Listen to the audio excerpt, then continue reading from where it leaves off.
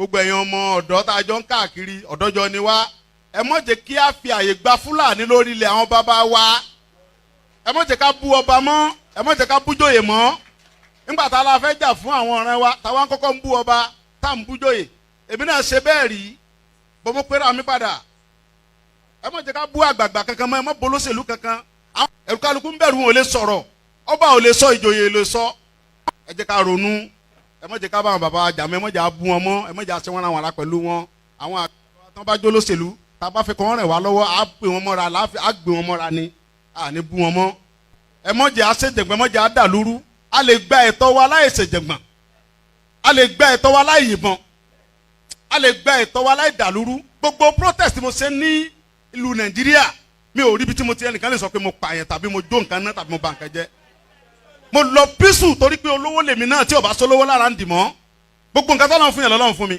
mi ṣe tálákà tó dé pé mo dìde fúnjà Yorùbá big man ni mi àwọn tó jẹ́ ọ̀rẹ́ mi tó súnmọ́ mi tó ní owó ní kí ni mo wá lọ bẹ̀ pé sọ́wọ́ lè mi mò ń fẹ́ ni kí n sọ yìí tí mo fẹ́ mo ní ìsọ̀rọ̀ owó àní ọ̀rọ̀ ìran mi ni mò ń sọ kí n wọ gbowó kí n gbéra kí n pé mò ń lọ ọ̀dọ̀ ọba gbowó mò ń lọ ọ̀dọ̀ oníbodè òfin gbowó kí n kójó wọlé kọ́kàn mi balẹ̀ kí n dá wa mọ́tò kí n mọ́ rìn bọ̀ kí Fúlàní mọ́ da mi dúró títì kí n délé kí bàbá sọ pé kí n gbé tírélà sùn kí n mọ́ gbé lọ àwọn bàbá wo lè lóko mọ́ wọn ò lè lóńdò ẹ jẹ́ ká fọwọ́sowọ́pọ̀ ká ti àwọn bàbá wa lẹ́yìn ká dá security ti wa lẹ̀ ká sọ fún wọn kí wọ́n bá wa fọwọ́ tì í ká lé wọn kó nu oko wa ẹ ṣé mo dúpẹ́ Jésù Olúwa wa.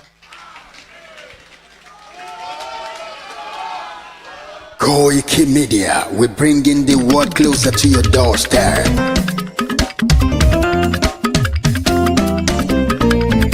KOIKIMEDIA, KOIKIMEDIA, KOIKIMEDIA, we bringing the world closer to your doorstep. KOIKIMEDIA, KOIKIMEDIA.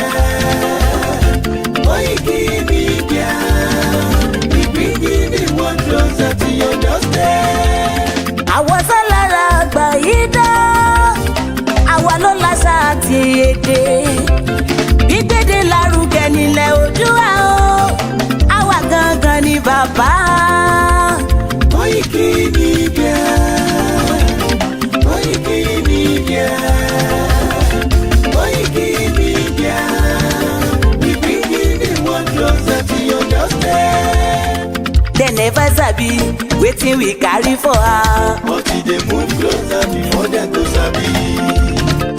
I said they never know wetin we carry for body. But they move closer before they go sabi. Ọ̀kín lọ lọ́jà ẹyẹ, kìnìún ló ló lajú. Ẹyẹ tó dorí kodò bí àdán ọ̀pẹ̀jẹ̀ lẹ́nu. Ká ṣiṣẹ́ fún ilẹ̀ bàbá wa. Ká ṣiṣẹ́ fún ìlú bàbá wa ká jùmọ̀ sowọ́pọ̀ ká lè tó dúdú àga. Odùduwà kò bá lè gbé wa. ọmọ Odùduwà ṣègìrì ẹ dìde fún ẹ̀tọ́ adúláwọ̀ ká lè jọ jùmọ̀ gbé délẹ̀ ìlérí ká wálé gba ògo ilẹ̀ wa ká ṣiṣẹ́ ká lè jọ gbàdé ká lè gbàdé adé adúláwọ̀ àwa ni mọ̀lẹ̀ tí yóò tàn káàkiri. Ọmọ Odùduwà ni wá. KOIKIMEDIA àwa là ń gbé tó lárugẹ. Ètò tó pọ̀jù owó tí wọ́n mọ̀ ní. Kásá ẹgbẹ́ polówó ọjà wá kájé bùgbà yín jẹ. Ètò tó pọ̀jù owó tí wọ́n mọ̀ ní. À ń gbé tó lárugẹ à ń gbàsà lárugẹ. Ètò tó pọ̀jù owó tí wọ́n mọ̀ ní. News and sports ẹ máa rí gbọ́. Ètò tó pọ̀jù owó tí wọ́n mọ̀ ní. ọmọ Ìjẹ̀bú alárẹ̀ mi ló ní kí n máa ké tantan KOIKIMEDIA ọ̀rọ̀ lágbájúmọ̀ mi o máa bá ṣẹ̀rẹ̀ lọ o ọmọ Yorùbá nìyẹn ọmọ Yorùbá tata o à ń gbádùn rẹ ọmọ Ìjẹ̀bú alárẹ̀ mi ṣẹ́yìn ló máa fi dìbò tẹ̀ mọ́lẹ̀ o. ẹ̀yin lọ́mọ onígbò máa ń dé mádémádé ẹ̀yin lọ́mọ onígbò máa wọ̀ o igbó máa wọ̀ tájòjì ò gbọ́dọ̀ wọ̀ àjòjì tó bá wọ̀ bẹ́ẹ̀ á tẹ̀lé ní ẹbọra lọ máa náwó kóyìnbó tó dé ìgbà tó yìnbó dé o owó náà dẹ́ tún pọ̀ sí o Koiki Media ṣàwa ní bàbá. Koiki Media àwọn ní bàbá. Koiki Media àwọn ní bàbá. Àdáńtọ́ àtúnpèrègèdè. Koiki Media àwọn ní bàbá. Àwa là ń gbé tò lárugẹ jẹ́ ká jọ gbọ́ o. Koiki Media àwọn ní bàbá. Àtúnjà fẹ́tọ̀ ilẹ̀ wa fẹ́tọ̀ ilẹ̀ Yorùbá. Koiki Media àwọn ní bàbá. Ọmọ Òdùwà ni wá o tọkàntọkàn. Koiki Media àwọn ní bàbá. Ikú tí ó ṣe bí lébi òsì àdìmú bàbá iyọ̀. Koiki Media àwọn ní bàbá. We bring you up closer to your doorstep. Koiki Media àwọn ní bàbá. Afẹ́fẹ́ tó ń fẹ́ o tó ń kan gígo lára ni. Koiki Media àwọn ní bàbá. Àpèrègèdè Olódùmarè ló fún wa ṣe. Koiki Media àwọn ní bàbá. Gbogbo ayé ẹ gbọ́ àwa ní bàbá o. Koiki Media àwọn ní bàbá. Ẹ máa bọ̀ wá ẹgbẹ́ polówó ọjà yín wá o. Koiki Media àwọn ní bàbá. Òdùdúwà lágbèdá ní òtítọ́ lágbèdá ní. Koiki Media àwọn ní bàbá. A kì í sọ̀dálẹ̀, a kì í sódìkẹta. Koiki Media àwọn ní bàbá. Àdúró tán, a tún pèrègèdè. Koiki Media àwọn ní bàbá. Koiki Media we bring you up closer to your doorstep. Àwọn ní bàbá. Koiki Media is around. To give us latest. Ah, is around o. Give us latest. Ladies and gentlemen, Ẹ mú kalẹ̀ sílẹ̀, ẹ tẹ́tí ẹ gbọ́ ètò tó kojú gbogbo. ladies and gentlemen, Ẹ mú kalẹ̀ sílẹ̀, ẹ tẹ́tí ẹ gbọ́ ètò tó kojú gbogbo.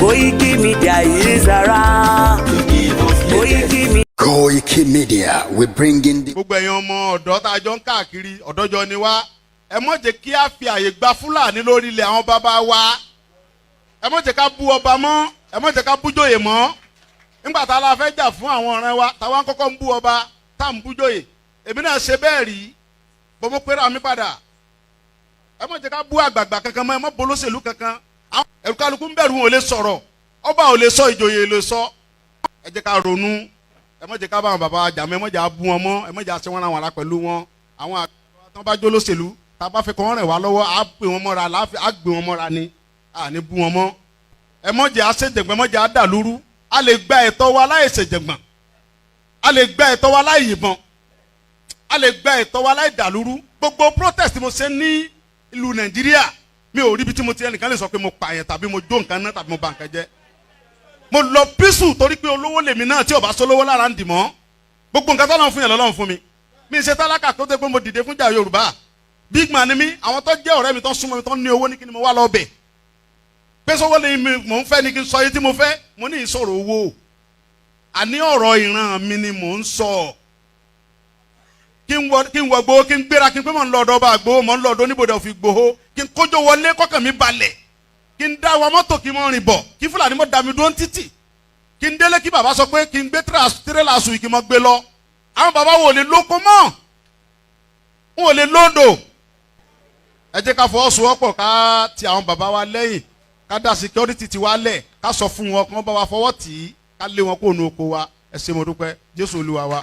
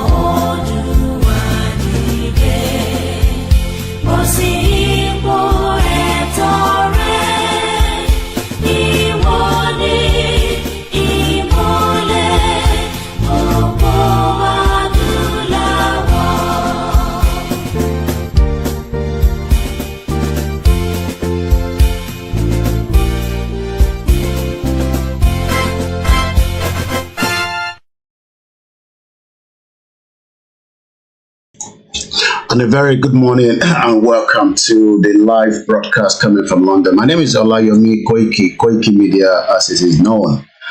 Quite a lot of developing story happening, and the most important thing is that we keep you up to date so that many of us are aware of what is happening around the world. I can confirm from the United States and also from the Iran media in the last couple of hours, there's been an attack, by the Israel with the Iran facility, a nuclear facility in Iran. This developing story is just breaking as we were all sleeping, depending on the time zone, wherever you are around the world. What I can tell you is that Israel missile has now struck Iran. This is coming from the United States of America. Quite a lot of developing story, and I'll be telling you what that means to many of us, especially the Yoruba people and the rest of the world as well. Also this morning, I'll be taking you through some of the other areas of our campaign as we continue our quest to self-determination. Yesterday, the news came out from Aso that the leader of the Afenifere paid a courtesy visit to President Bola Ahmed Tinubu. I'll be telling you what that means to you and myself. But we want to stick to what is happening in Iran and Israel because there is a lot of developing story, and it is quite important that we understand that there might be, or should I say, we are currently in the World War III. Also, I'll be taking you to United Nations. Many of us that we have continued to tell you that a country has process, and those process, if you do not follow those process, you are not likely to achieve those country or the country that you want to. As the Yoruba nation self-determination continue under the leadership of Professor Adebanji Akintoye, the leader of the Yoruba self-determination, as we've said, self-determination is a right, but it does not guarantee, even though countries might be in support of what you do, or you're likely to be vetoed out. So this morning, or depending on what time we'll be bringing that in, I can confirm that the United States of America, one of the most superpower and also a country that has veto in the United Nations under the Security Council, I can now say to many of us that United States, as at yesterday, veto Palestine request for a full United Nations membership. The United Kingdom was absent, likewise Switzerland. What does this mean? When many of us are campaigner of self-determination, how do we achieve a Yoruba country?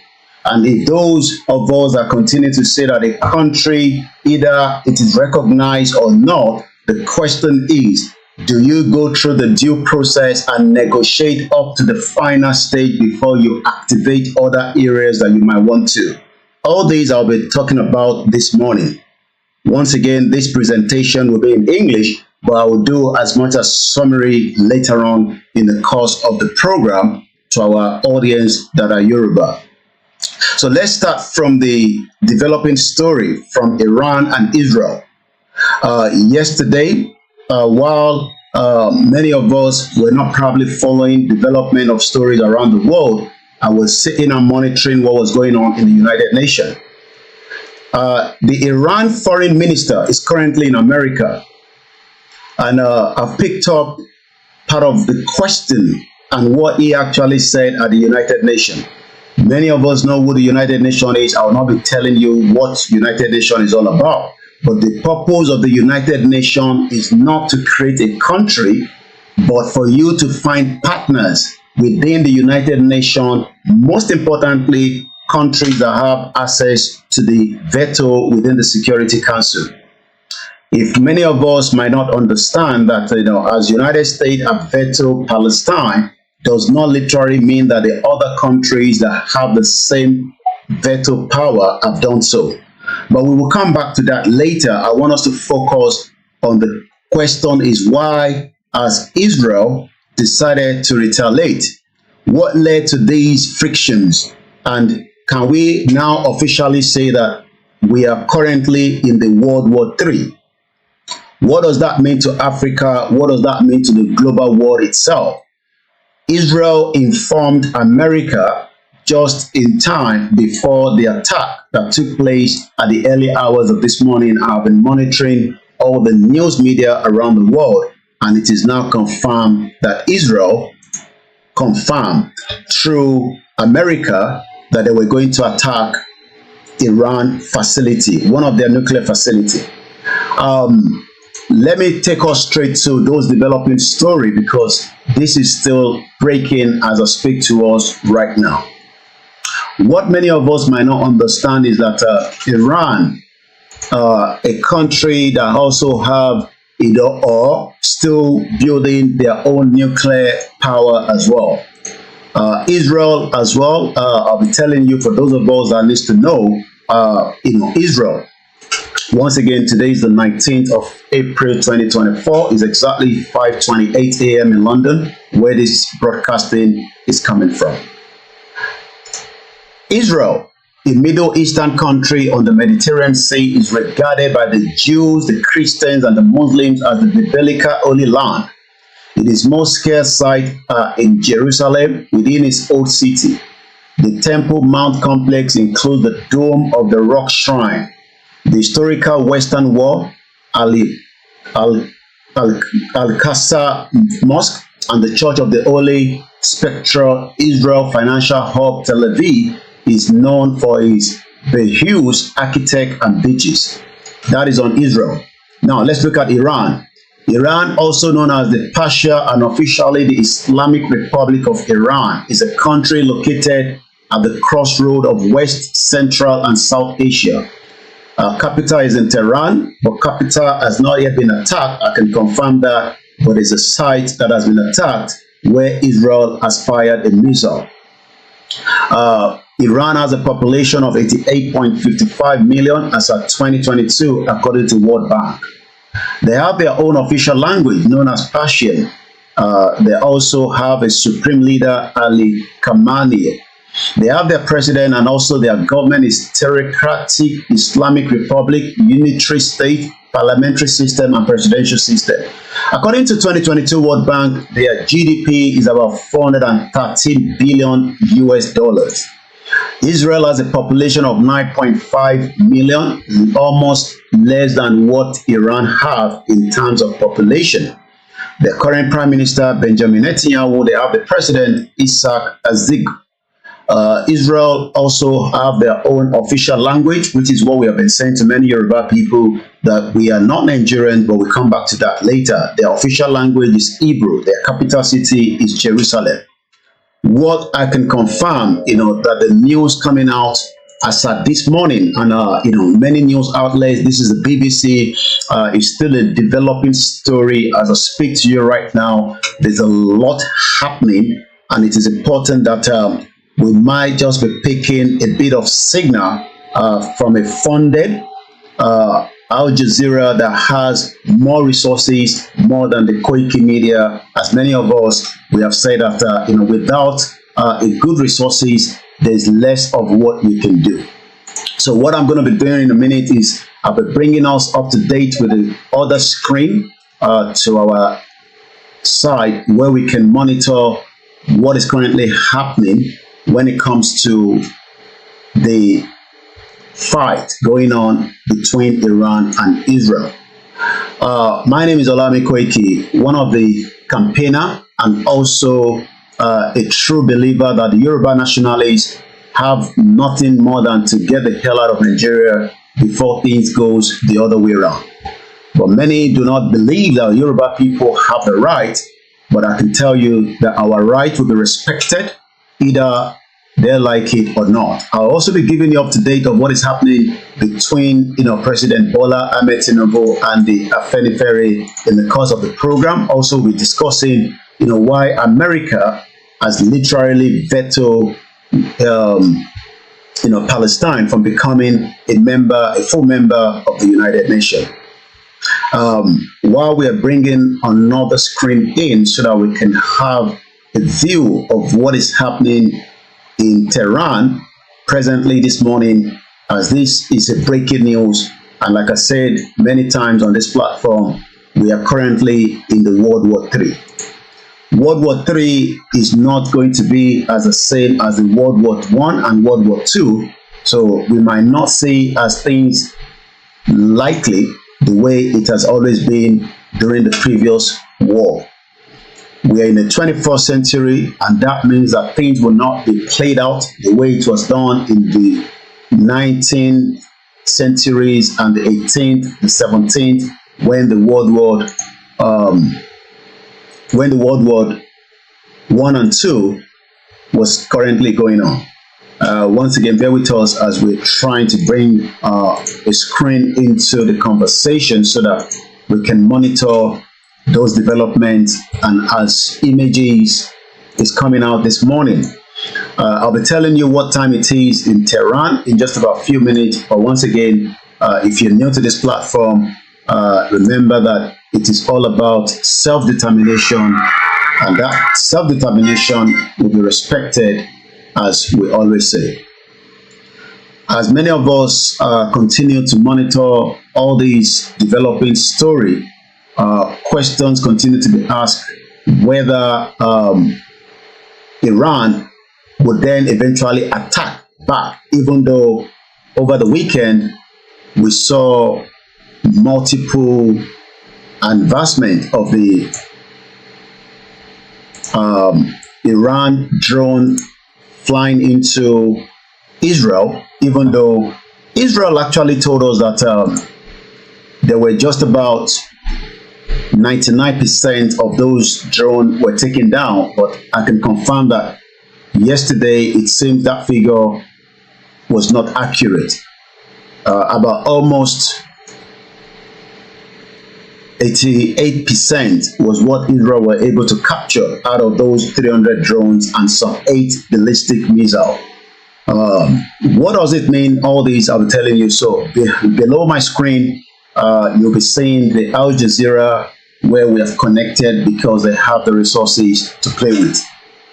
So let me give us what has happened in the last couple of hours. All these is not up to 2 hours yet, but things seems to be going out of the other way around.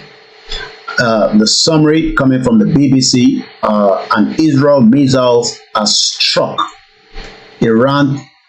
2 U.S. officials have told the BBC, the U.S. partner CBS News.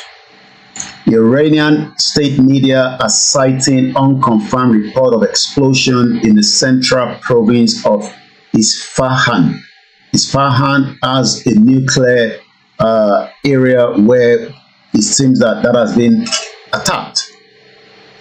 I can confirm that if you're traveling in that region, flights have been suspended over several cities, according to the state media.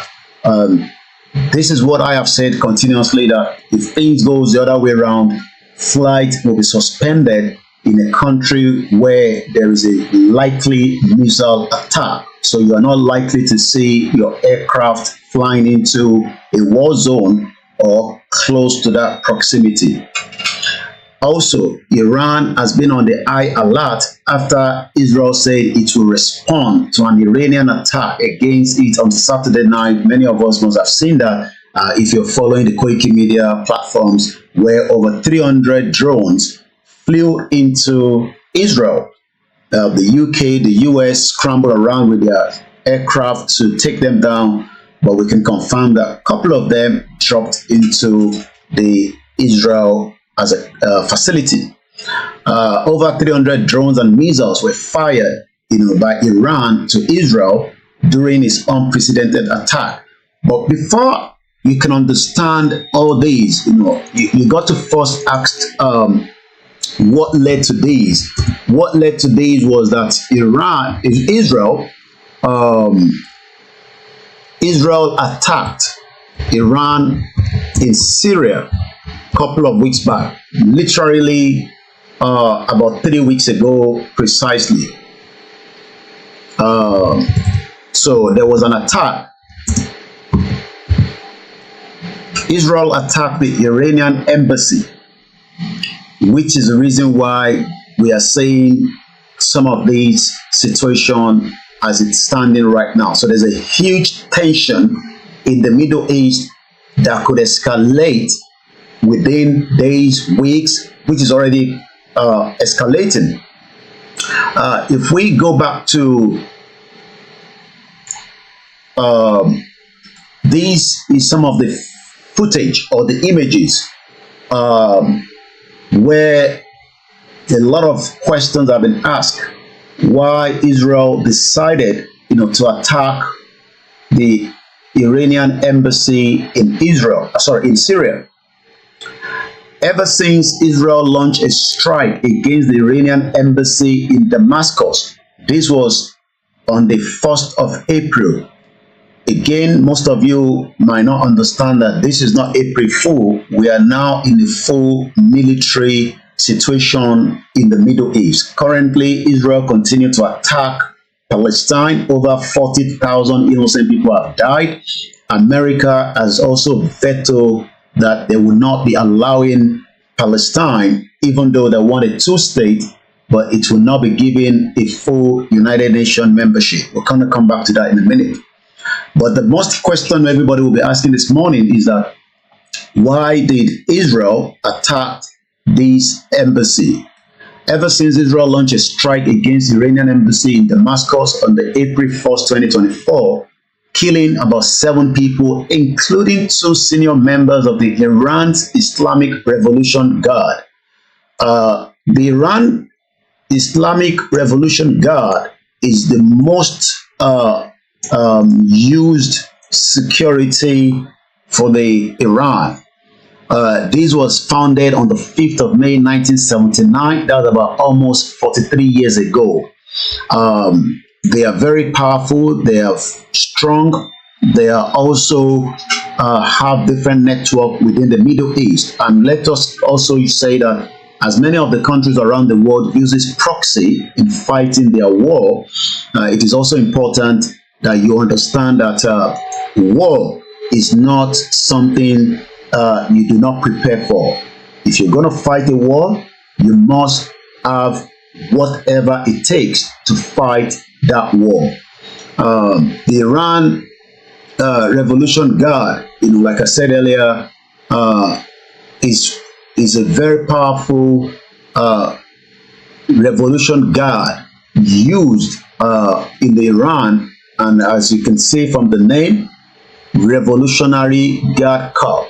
Let me first give us some of the views of and remember that the world will say different things regarding them because the West does not align with Israel. But let's just look at the Counterterrorism Guard. According to the Foreign Terrorist Organization, Islamic Revolution Guard Corps overview, this was in 2022. The IRGC is the Iranian state armed force charged with defending Iran's revolutionary regime.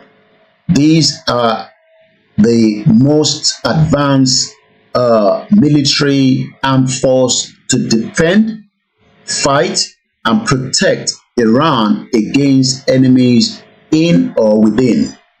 You do not go into any war without a full preparation because you might likely be defeated.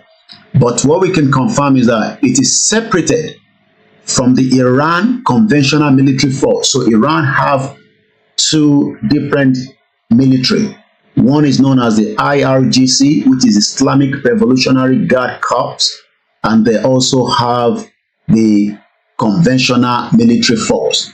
The IRGC is composed of ground, naval, and the air forces, and also includes other components such as an internal security militia and the external operation force, the IRGC Quds Force. The IRGC QF is one of the Iranian regime's primary organization responsible for conducting covert leader activities outside of Iran, including asymmetric and terrorist operation. Iran views terrorism as a tool that it can use to support its effort. But again, remember that the West says exactly what they want you to hear, so I will not literally say that that is the opinion and the view of everyone around the world. Let's come back again to, this attack. Fears have now mounted that Tehran would order a revenge attack against Israel, and that took place over the weekend. So what we saw on Saturday was that Iran on Saturday past literally attacked Israel. For the very first time, this hasn't happened. We saw multiples of drones flew 5 hours into Israel, as much as the Iron Dome were able to stop them, but a couple of them were able to infiltrate into Israel.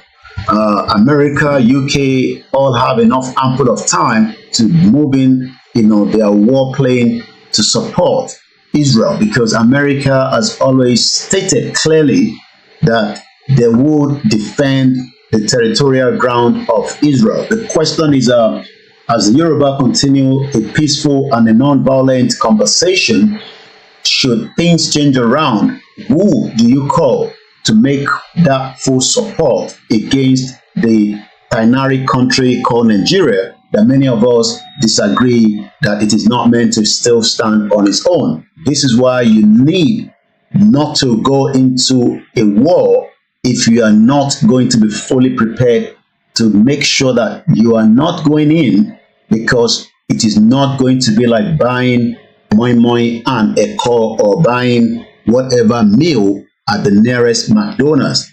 You must be prepared that when you hit, you will also be hit, and that is exactly what is playing out in the Middle East as we speak right now. There's a huge tension. Iran, like I said, attack Israel. I want to bring that up in a minute. So what we are seeing right now is a very, very, is a situation. Iran attacked Israel Saturday.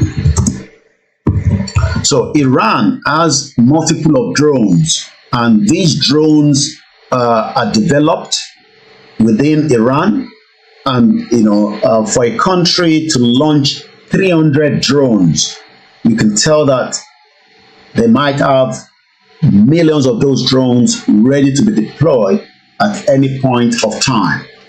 Iran launches unprecedented. This is about 4 days ago. Today is a Friday.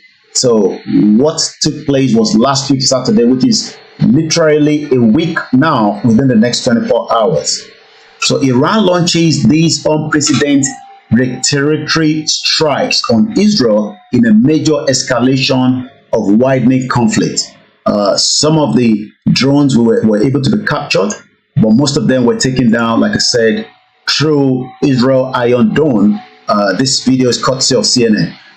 Let's hear what CNN actually said here in a minute. Once again, my name is Koiki. You're watching Koiki Media, bringing the world closer to your doorstep. Below camera that you're watching below you is the current live feed coming from Iran with the sister broadcast Al Jazeera that is partly funded, since Koiki Media is not funded enough, to be able to have our team in Iran or have the multiple facilities to be able to provide you up-to-date information. That means we will be using some of these other mainstream media that have the money to run a media, because media is run with money, not with just mouth and commenting alone. So let's take you through to what is happening 4 days ago, then I can bring you up to speed what is happening presently right now.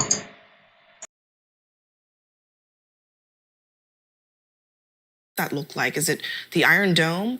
Could civilians ultimately be at risk if there is an attack inside of Israeli borders? Sure, there could easily be a real threat to the civilians.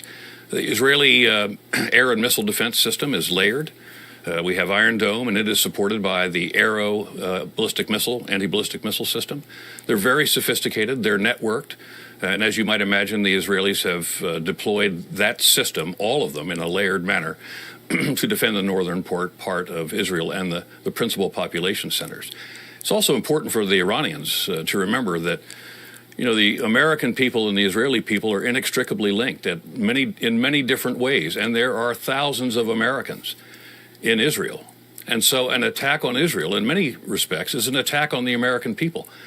And President Biden has a Second Amendment or an Article 2 responsibility under the Constitution to protect Americans. And that's why he said to Iran today, he gave them both advice and a warning. He said, don't attack Israel, because the likelihood would be great, not just that there would be loss of Israeli life, but loss of American life as well. Given what Shout out to you, Kule Bakers, and thank you so much for the super chat. In any situation, you know, there will always be people that will side whatever sides you believe. So as we also continue our quest, which is our right to self-determination, when the full negotiation that is still going on between the Yoruba self-determination campaigners under the YSDM and under the leadership of Professor Adebanji Akintoye for a purpose of a non-violent discussion. Countries that will back you will not tell you until when things goes the other way around. But if anybody expects that a country is just something that you will take without preparing, then you will lose out and the whole thing will be forfeited. And this is why we are saying continuously to many Yoruba people that we don't need to be distracted. The good team of the YSDM and the world media and the campaigners are doing the needful. We are doing the needful, and there is nothing for you to be concerned or worried about, because nobody can stop or make the Yoruba nation to become a probably name calling or whatever. This campaign for the Yoruba nation, I've told you, most of you that have listened to me, that it is not a child's play. It is something that many people that want it must listen to those that are doing the operational ground of how it will eventually become a successful country of our dream. The negotiation doesn't last until you will make it last. Until that, you can then decide what next to be done. But if anybody is in a haste, if anybody is in a hurry to have a country, you have every right to do whatever you want to do. But please do not, and I repeat, do not link that to our great leaders, Professor Adebanji Akintoye and Dr. Chief Sunday Adeyemo Igboho, and the deputy of the YSDM Yoruba Self-Determination Campaign, Otumba Ademola. You can go out and do whatever you want to do, because if you refuse to listen, you will end up saying exactly some of what we have been saying, which I am not ready to go into, because that has got nothing to do with me. Mine is to make sure that I continue the campaign. We continue to then link these to some of the activities happening around the world. You can see that the Americans that are living in Israel are not just living in Israel, it's because the American government guaranteed their lives inside Israel. The question is how many Yoruba people's lives are guaranteed around the world today by the current fraudulent country known as Nigeria.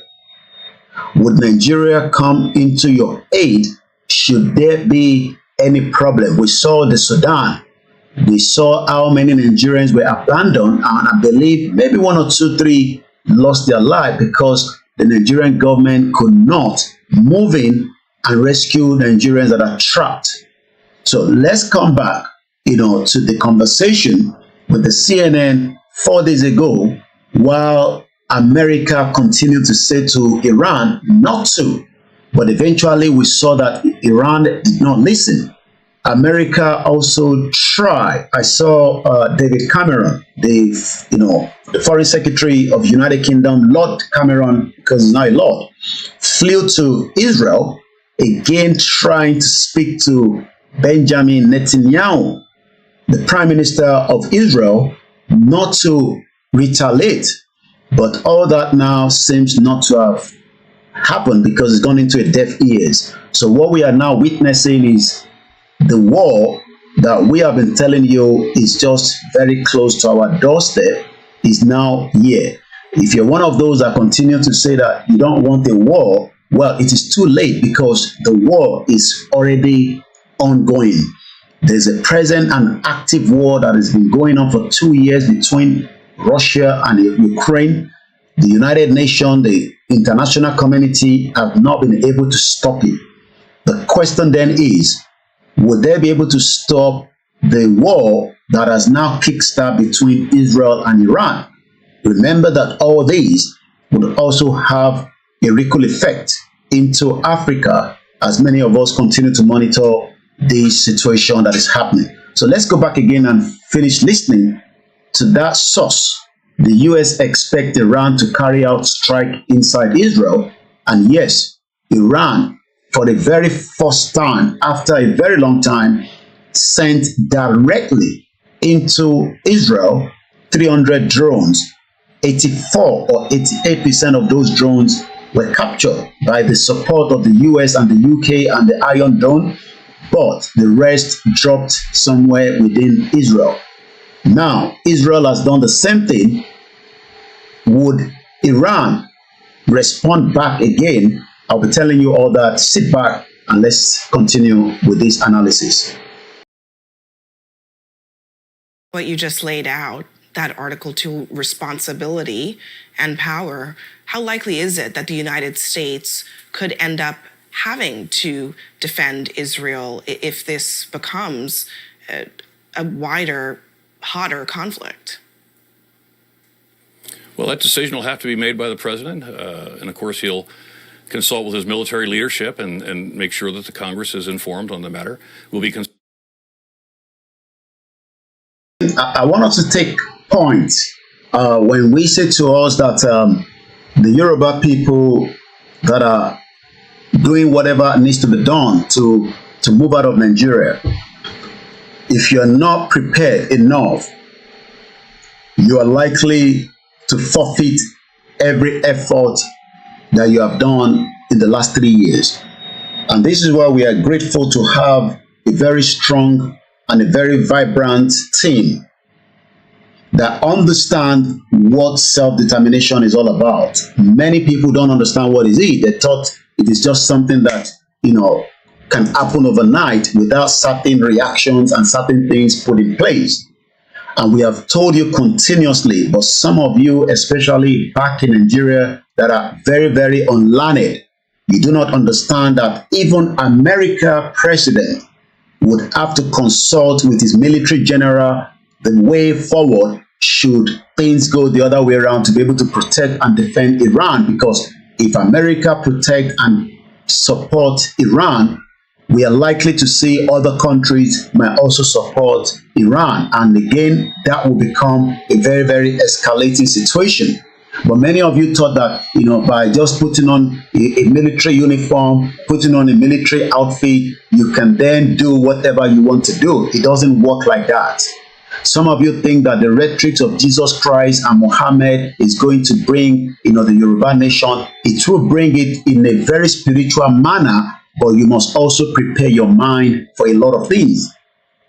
You do not get a country by just calling Jesus Christ. You do not call a country. Iran has not called Muhammad by just saying that Muhammad will fight on their behalf. They've literally sent 300 drones to kill, because the purpose of those drones were not toy. They were meant to destroy, maim, and hopefully kill. And I think even though Israel is not giving as much information, we know from other sources that 1 or 2 people died during that attack. Remember that even the Iron Dome that is used to protect the internal country with a 9.9 million population, even those drones would still drop back, remnants, and that could hit anyone and that could lead to death. Israel has not called Jesus Christ. They've gone back, according to the report coming out today, And what have they done? They've literally attacked again using whatever means that they have without calling Jesus Christ. As much as we, the Yoruba, believe in our faith, there's nothing wrong in that. But do not expect just by calling Jesus Christ that you've got a country. It does not work like that. It is all about planning. It is all about talking, engaging. And that is the reason why I'll be discussing later on in the course of this program what could be the discussion between President Bola Ahmed Tinubu and the leader of the Afenifere. You can see that as much as Papa Fashionroti is a very elderly man, you can see why we sometimes ask why Tinubu needs to travel down to Minna and visit Babangida, even though we know his leg is not going to stand up again. He could have made his way down into Aso Rock with the same way Papa Fashionroti has done. But that is a different conversation for another day. What is the conversation all about? Is it all about smiling? Is Tinubu going to do exactly what many Yoruba people want him to do by making sure that Nigeria is divided? Or what has he said? I'll be telling you what President Bola Tinubu said. I have the video clip. Do not go anywhere, but let us first focus on the current latest development that is currently happening as we speak right now. Many of you that think that Igboho and Babakitoye are not doing the needful, you have now been able to confirm that as much as even Joe Biden, according to the report from this CNN discussion on whether Joe Biden will just go ahead as much as want to protect Iran and will attack. My question to those of you that want Igboho to just go out there and perform magic is, has Igboho done the finishing of the negotiation? No. Igboho is not a coward like many of you. Igboho is not an hypocrite. Babakitoye is not a coward. Babakitoye is not an hypocrite. Likewise, Otumba Demola and the rest of us that are followers of these great individuals. We understand what and how a Yoruba country should emerge. And if we do not consult, if we do not put in as much of many things in place, you would end up becoming a laughing stock, not just within Africa, but around the world. And this is why consultation will continue. Consultation with many countries, diplomacy, dialogue, but many of you expect that all these things needs to become projected on the screen so that you can know that Babakitoye spoke to countries that will support us should we finally decide to do whatever needs to be done to exit Nigeria. Many of you need to understand that Yoruba nation is not a script. It is not something written. I understand that you've listened to all kind of rubbish, but because many of you refuse to understand that this particular platform, known as KOIKIMEDIA, explain in details what needs to be done at different stages. So let's go back and listen to why Joe Biden will not take decision. Remember that we're talking about, the most powerful country around the world, United States of America, but yet Joe Biden will have to consult a lot of his generals because Joe Biden is not going to be the one to go and fight right inside where the war is going to take place. It will be sending troops of people. It will be using logistics. We don't have those logistics. We don't have the money. And yet, many of you expect Igboho to be on the street doing what? This is the reason why we have said it continuously that when we are ready, we will know what next to be done. But for now, we will continue with the negotiation. We will continue with the peaceful means of getting what we believe is our own right. But that does not leave all options that is other off the table.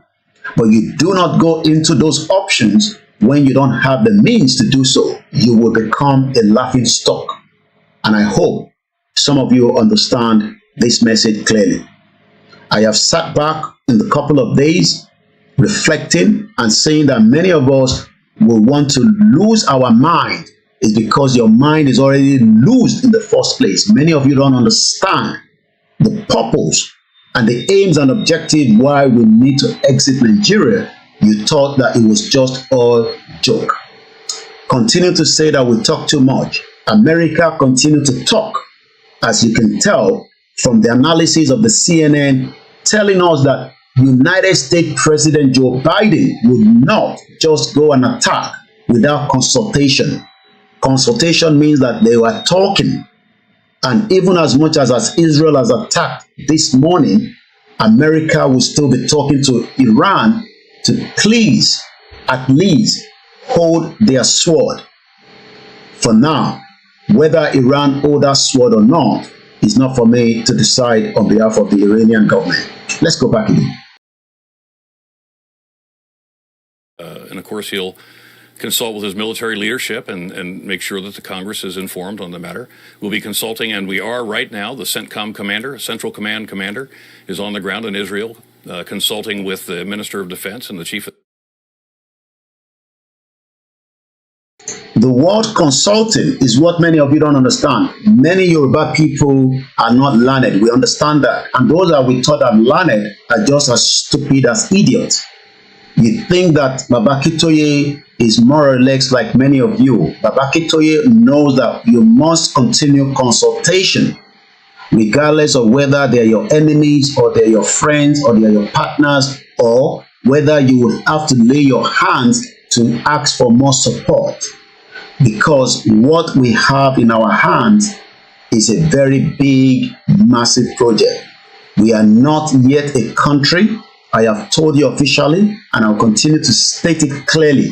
Yoruba is not yet officially a country. We are still campaigning to do exactly what we are asked to do: consulting, negotiation, and you would not just negotiate with a country that is not yours. You will have to negotiate with those that are representing you within your country. That is what United Nations expect you to do. How do you expect us to be going to Ghana and be telling the Ghana president that we want to go when we are not speaking to the president, Bola Ahmed Tinubu? And that is why I said that what is going to be the outcome now that Tinubu has stated clearly that the Yoruba people will remain in Nigeria, according to him, to the leaders of the Afenifere. Many of you were excited when Tinubu went to Akure during the campaign, using the Yoruba anthem to deceive many of you because he wanted your vote. You will remain in Nigeria according to Tinubu, but according to Professor Adebanji Akintoye, the leader of the Yoruba self-determination, does not want that. And that is why I asked you, who among these two love the Yoruba people much better? Is it President Bola Ahmed Tinubu that wants us to remain in Nigeria, even though he did reference to some of what Baba Oluwole did? But I will not be telling you that because we are still on the issue that is arising. It's a breaking news. If you're waking up this morning, Israel has literally now attacked a site in Iran. What is going to be the response? That is the conversation right now. This is KOIKIMEDIA. It's a breaking news, and it is still breaking. And below on the screen, you can see that that is a partly funded organization known as Al Jazeera, well funded up to millions of dollars, and they have what it takes to be able to report from Tehran and from their base in Qatar. I am based in UK, but we don't have all the resources to be able to operate, and that is why we're using, their own slide to monitor what is happening. And I'm also monitoring some of the other news outlets as well. So let's go back again and finish this particular analysis from the CNN. This was 4 days ago, and I'll bring you up to date. What are the developments as it stands right now? This is KOIKIMEDIA, bringing the world closer to your doorstep, and this is how we are giving you the latest update between Iran, Israel, Afenifere, Tinubu, and likewise, why did America veto Palestine from joining the United Nations? Staff, the Israeli Defense Forces. So that conversation is ongoing. The forces that we're moving into the region are there to protect American troops, to protect American installations, but many of those forces have the capacity to augment Israeli air and missile defense capabilities as well, and we're positioning some of those in the Eastern Mediterranean to be able to do that. What's the likelihood of the attack? Only the Iranians know. But the fact that we've made it clear in the intelligence, from the intelligence that we have been talking about, the president in particular, should be a very clear message to the Iranians that we know what you're doing. We know you're preparing something, and you should know that we're ready to react if you do, to defend our ally in Israel and to defend our own people and our own. So, who is going to defend the Yoruba people when the time comes? Who is going to be our ally? Iran launched an unprecedented large-scale drone and missile attack on Israel on Saturday night in the retaliation for a suspected Israel strike on an Iranian diplomatic complex in Damascus, Syria, bringing the long-running shadow war between the two sides into the open. It has always been proxy war between these two. You know, Iran used proxies, Israel used proxies as well. But for the very first time, Iran sent 300 drones and likewise a ballistic missile straight into Israel. And I can tell you from listening to George Galloway, we know that the range of some of those ballistic weapons within Iran can reach Israel because it's about 1,000 kilometers, and they have ranges of up to 2,500 kilometers of ballistic weapon that can hit Israel, in as much as Israel has the support of the other countries around the world. My question to many of us this morning is, what are we likely to witness as these things continue to fall apart? Nigerians now need to understand that the world is moving swiftly into a World War III, and if you're not preparing enough, you might be caught on guard. This is where KOIKIMEDIA is, to give you all the latest development that you need to know so that you are not caught off the map. Because when we tell you that there's war care less about world life. 40,000 people have died. The world has not come to an end. That is why we are saying the Yoruba people must be doing everything possibly best to make sure that the jihadist war that is currently within the reach of us is not something you joke with. The world will not come to your aid if you do not cry out right now. So we're going to move away from here and take us straight to some of the other. We've told you the reason, so that we know why Iran attacked and why it is coming the other way around. It is because what prompted Israel to launch its attack on Iran embassy in Damascus? Are they not busy enough in Gaza without the prospect of opening another front in the conflict? Let me also say this, that for a very long time, America is ready to take down on Iran. So we know that Israel will be used as part of the game. We know that the America really wants to go after Iran, but it has to be done using a proxy. The question I've asked many of you, seeing what has been happening lately in Nigeria, those Fulani jihadis are using these, the Fulanis, the main Fulanis around the world are using Boko Haram and ISIS to fight their proxies. While myself and you continue to sleep and waking up thinking that we are safe by our politicians, they are using proxy to fight. The same thing is happening. Ukraine has proxies that is being used to fight. Likewise, we saw that Russia has multiple proxies as well. Who are the proxies that will protect and defend the Yoruba people? Many of you that have now refused to listen to us, you can now see the shame that you brought yourself in after we told you that we got to plan very well should you have to do anything to make sure that your people are free. You can see now that you have no support. I am not going into all the details because I'm not here, representing that particular organization. But I have told you continuously that you must have what it takes to fight.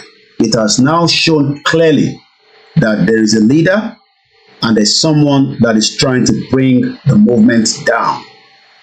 The clear leadership knows what they are doing. If you want to make your way out using a forceful means, by now, you should not still be talking about Nigeria.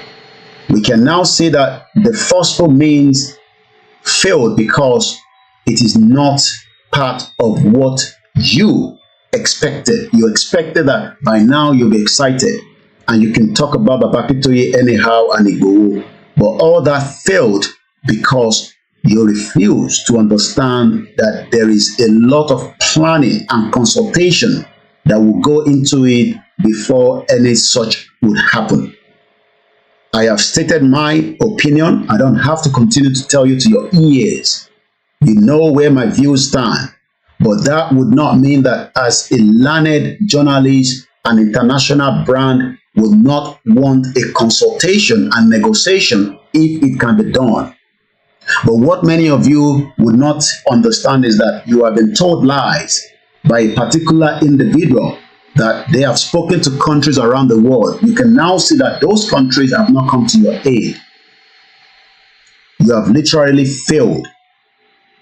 And it is time that many of you come back and realize so that you can work in partnership with the real people that understand what they are doing. Having a country is not a child's play. It involves a lot and a lot of input. But many of you refuse to understand because you thought you can just sit down on the social media and call Jesus and Muhammad. It doesn't work like that. So let's come back from here. And now let's come back to,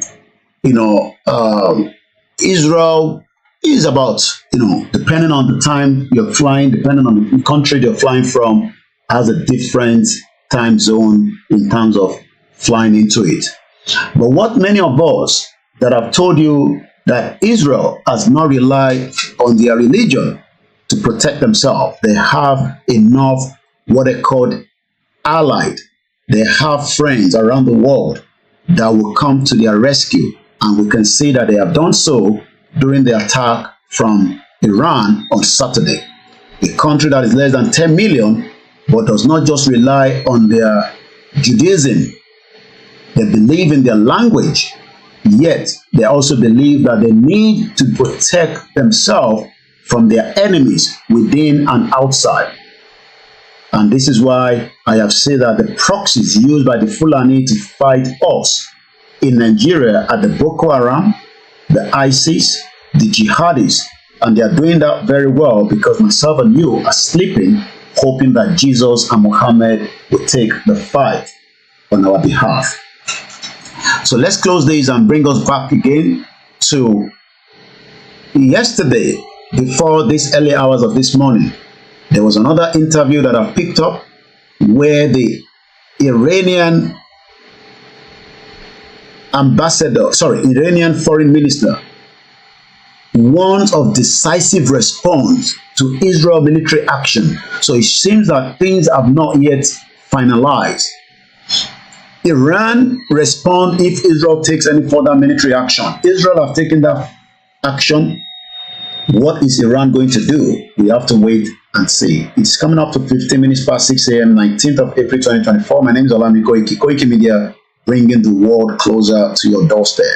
According to the foreign minister, and not just that, Iran respond if Israel takes any further military action against, it will be immediate and at a maximum level. I want you to take note of those words.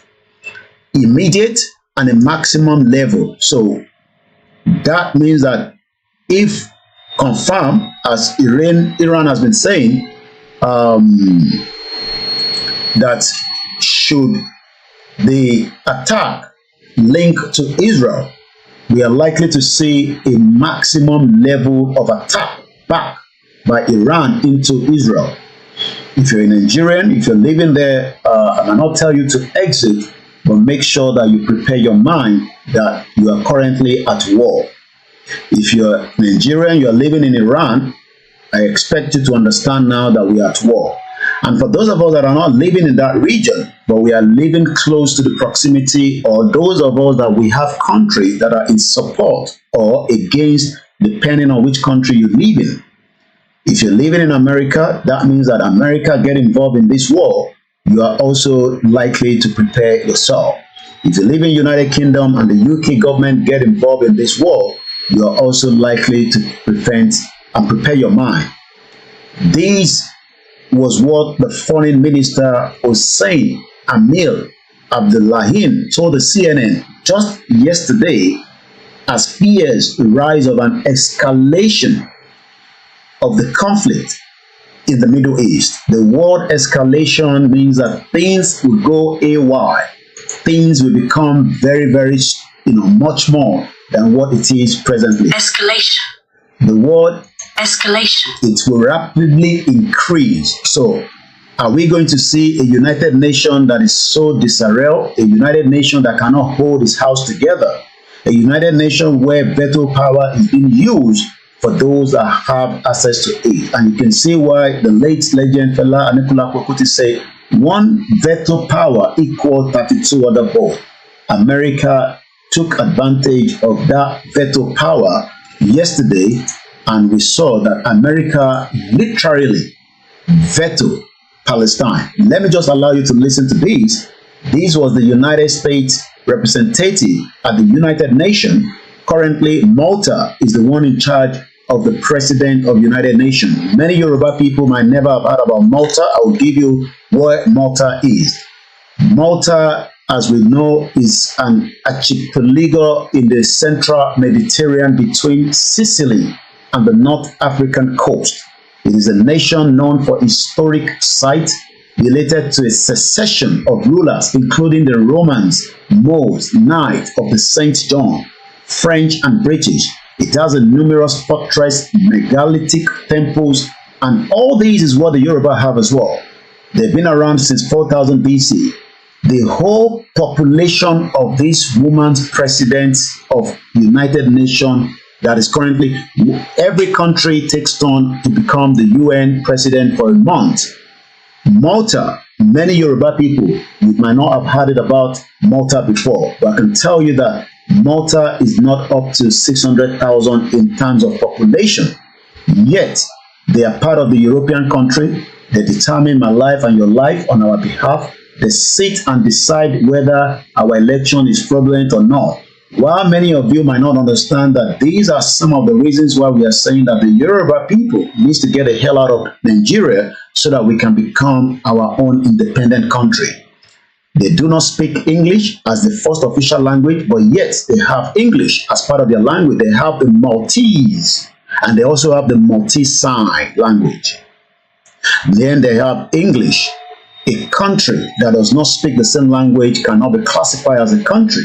So how can a country that is less than 600,000 is represented as part of the United Nations, yet even Nigeria that is 200 million, I've never seen Nigeria becoming part of the president of the Security Council. And let me explain something. There's a difference between the body United Nations and there's a different body known as the Security Council. The Security Council is much more stronger when it comes to the body of United Nations. So when some of you, we were telling you that you don't have a country yet because that would have been coming up from the United Nations Security Council, you told us to shut up. You told us that we don't know what we're talking about, that Jesus Christ has given you a country. I can now tell you that you don't have a country. You have been deceived, and it is time now that you come back home. What I have told you for a very long time as a journalist is that if a country has emerged, automatically we would have seen that coming under the United Nations Security Council. Such never took place.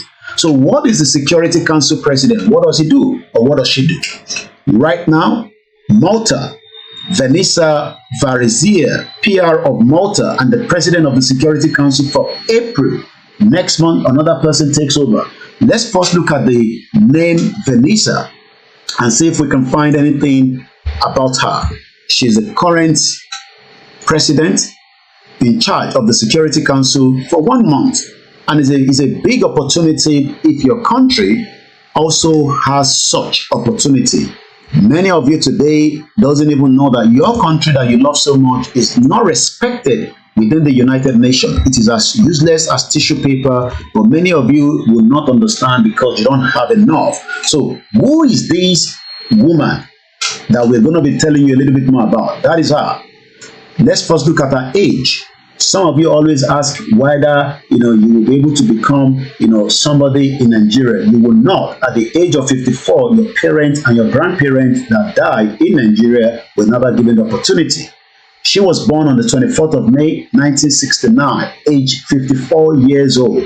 She is representing a country as Vanessa Varizia is a Maltese diplomat currently serving as the permanent representative to the United Nations. That is the right word to be using. They have different countries, but one day, we pray not too long, we will have a country that is called the Yoruba people, representing us with our diplomat, representing our views and opinion.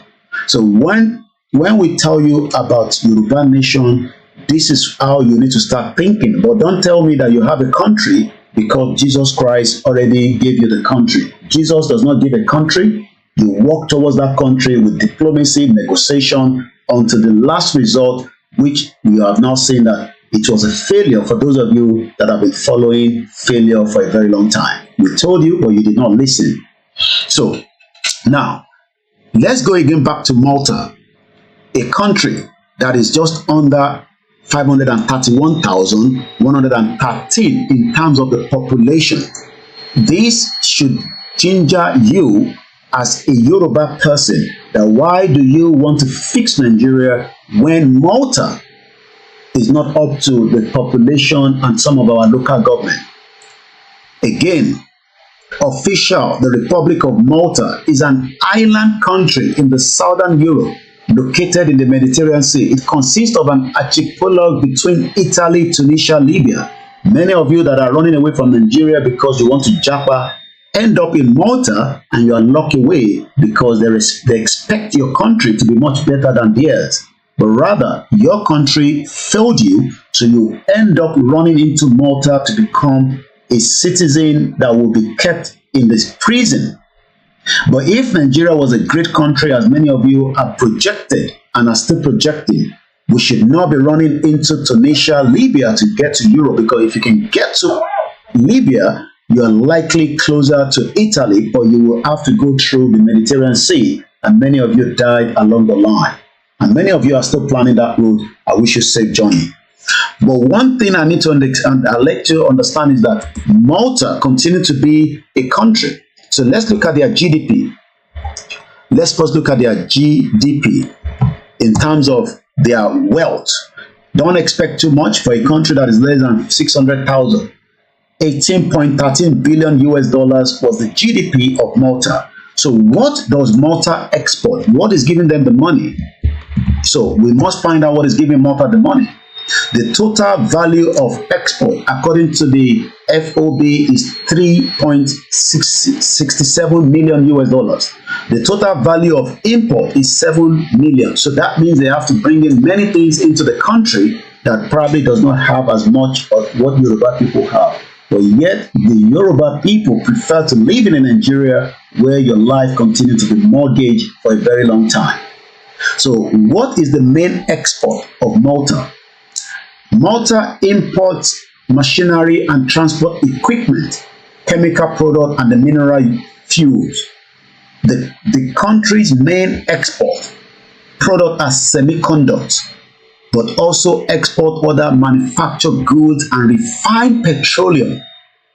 Refined petroleum. So you have a shithole country like Nigeria that is as big as elephant, but doesn't have the power and the engine of an elephant. We have been told that the refinery is working. We know that that is all lies. Yet, a country with a less than 600,000 population is refining petroleum on behalf of a shithole country like Nigeria, where many of you will end up being a slave if you find your way there.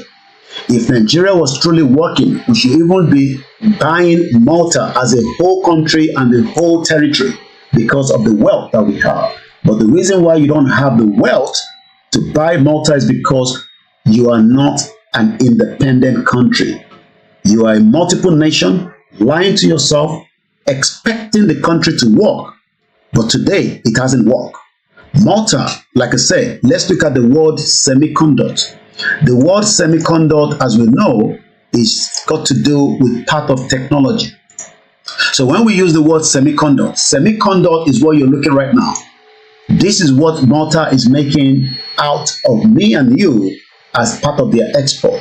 We have so many tech guru in the Yoruba and the other ethnic indigenous people, but your life has been locked, even though some of you will not believe. And let me just link that in quickly, because while I was watching one of the news networks in Nigeria yesterday, while they were reporting about AI, artificial intelligence, well, your guess is as good as mine that something as usual that has erupted in that shithole country for the last 63 years would never come back without giving you headache.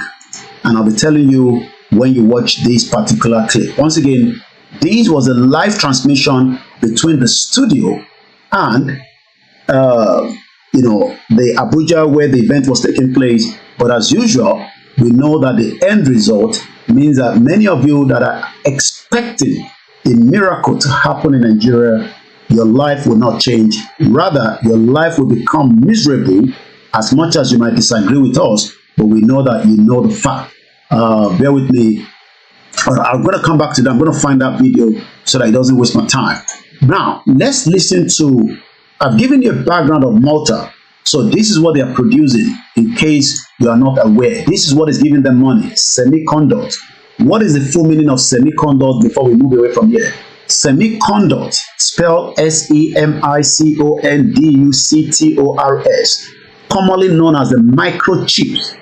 Chips or integrated circuit, enabling modern life. Many of you want a modern life, you will not get it in Nigeria because you are analog. The country remains analog and it will remain so. Even if you pray to Jesus Christ, it will not make any changes. Those small devices make everything from computers, smartphones, your microphones, your microwaves, your cars to advanced weaponry work. That is what is giving Malta a population of less than 600,000 wealth. You will die in that country called Nigeria before you are 52 years old because you will not be able to have life. So now let's go back to why Malta is giving us updates from the United Nations yesterday, why United States decided to veto Palestine request for a full UN membership. Remember that UK, as usual, was absent, and also Switzerland.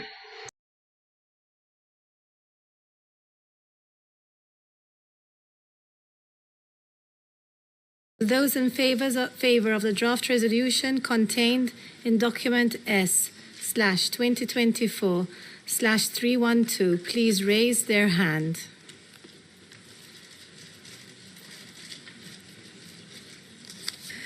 Those against?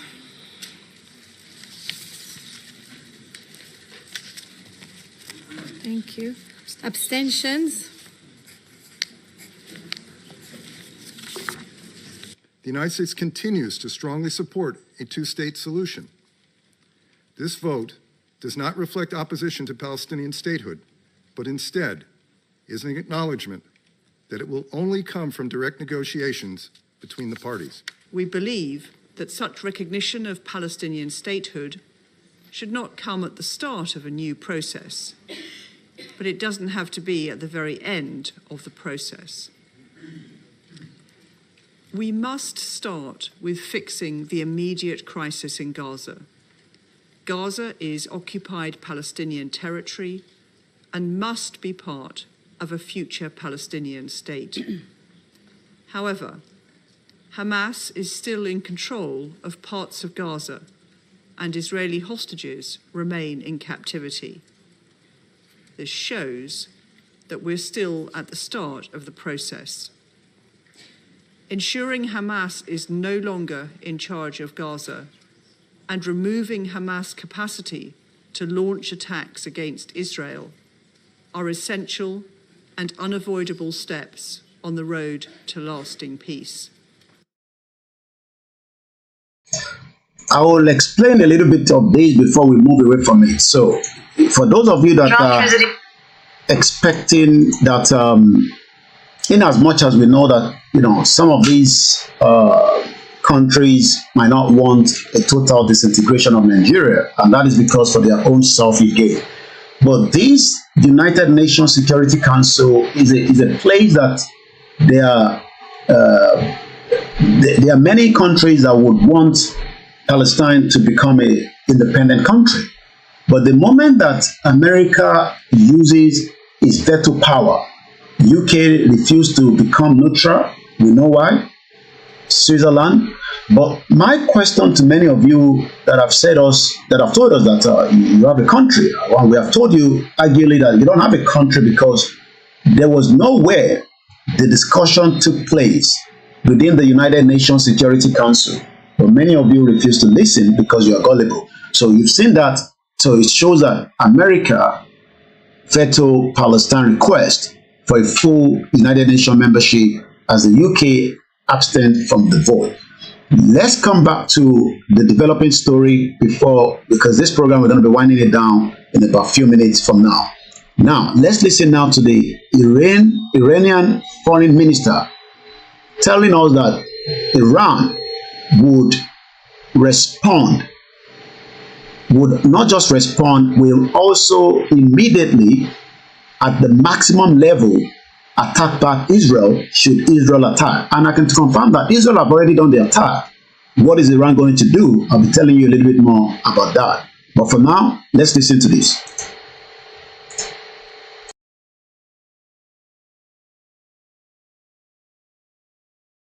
And do you think Israel could strike as soon as tonight? We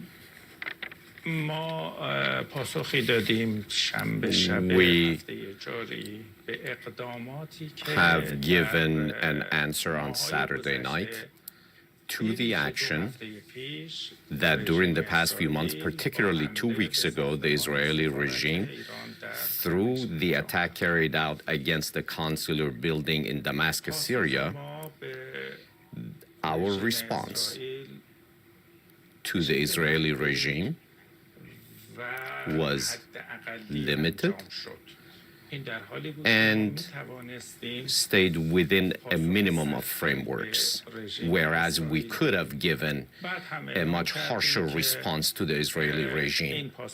Following that, we announced that this response is within the framework of legitimate defense according to international laws. We will not continue. However, in case the Israeli regime embarks on adventurism again and takes action against the interests of Iran, the next response from us will be immediate and at a maximum level. It will be decisive.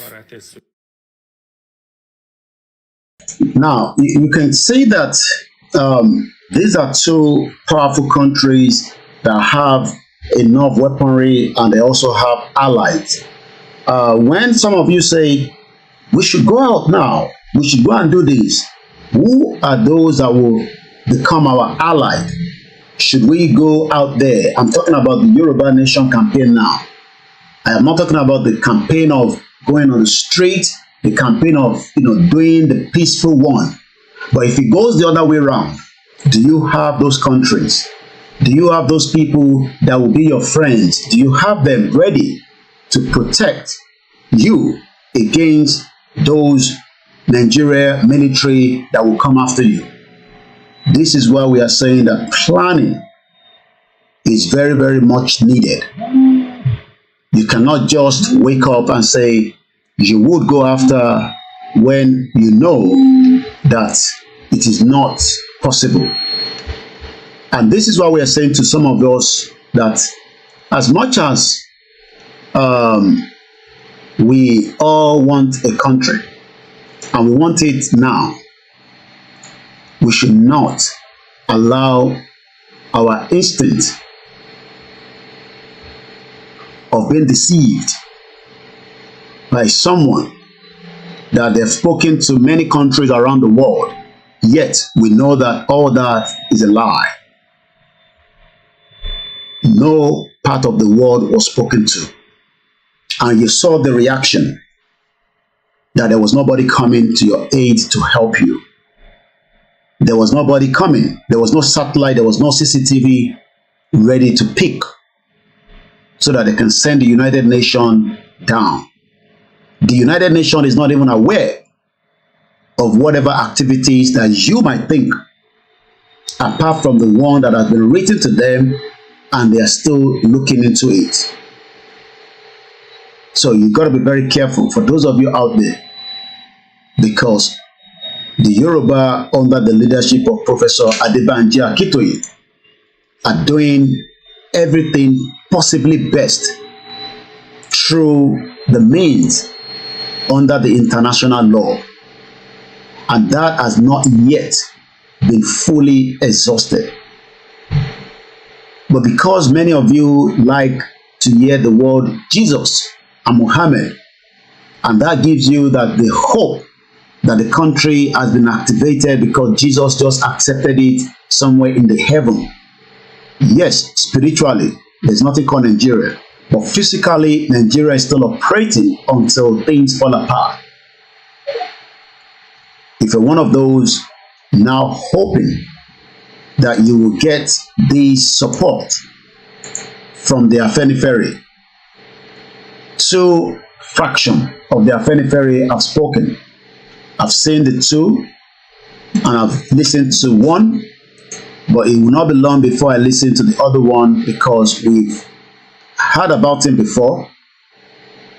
He celebrated, I believe, his 95th birthday not too long ago. He's also a leader, but we know that Tinubu is not going to invite him to Aso Rock yet, because in everything the Yoruba does, and likewise around the world, you would always get people that would infiltrate you. So when we told you that the Yoruba Nation movement was infiltrated, some of you did not believe it.